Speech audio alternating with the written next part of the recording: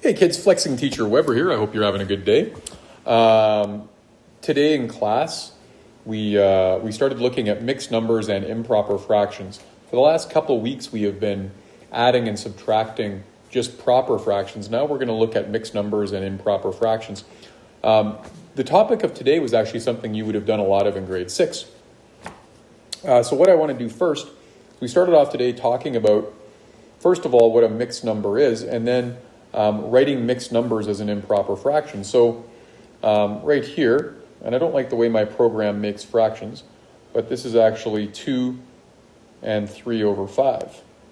And that's a mixed number. And the reason it's a mixed number is because it has a whole number part 2 and a fraction part 3 over 5. And what we want to do with these is turn them into improper fractions. So I told the kids they can do this by mental math, but when we're completing them in our notes, I'm going to show what's going on. So the first thing we do is we do 5 multiplied by 2. So we do denominator times whole number. And 5 times 2 is equal to 10. And then what we do is we take that product of 10 and we're going to add on the numerator of the fraction. So 10 plus 3 equals 13. And then that becomes the numerator of our improper fraction, and then the denominator remains as 5. So this will be 13 over 5. And that's our improper fraction. And the reason that's an improper fraction is because the numerator, the top number, is larger than the denominator, the bottom number. So that's how we do these questions. And I told the kids they can do this work by mental math, but when I'm writing them in their notes for them, I'm going to show them what's going on. So question number 2. We had the mixed number. Oh, I want a blue pen. We had the mixed number 4 and 2 over 7. And we start that off. To make that an improper fraction, we do 4 multiplied by 7.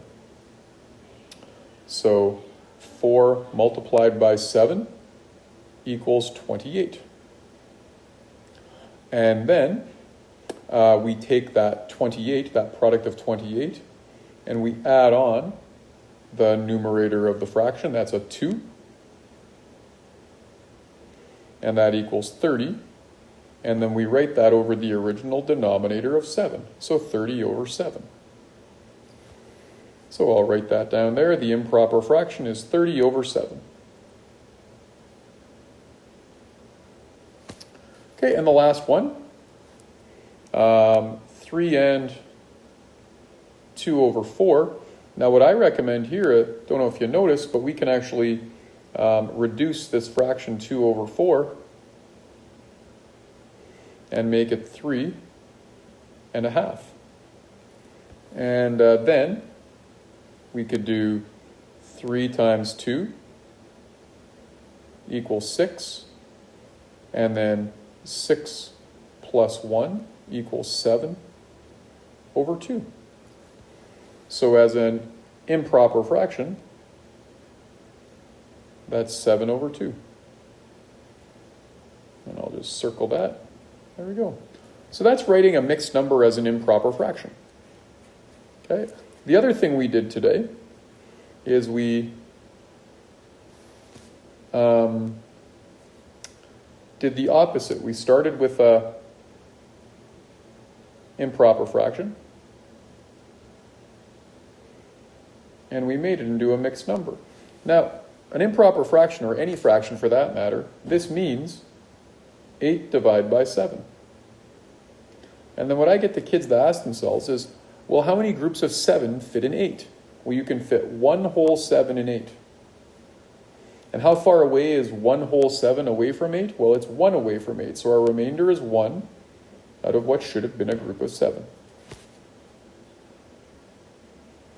And then, same thing with number 2. It's basically dividing with a remainder, but doing a little mental math. It's nice to try these by mental math. So this means 17 divided by 8. And I get the kids to ask themselves, okay, well, how many 8s will fit inside 17? Well, I know 8 times 2 is 16. And 16 is 1 away from 17, so my remainder is 1. out of 8. So there's my mixed number. 2 1/8 in the first question, 1 1/7 in the second question.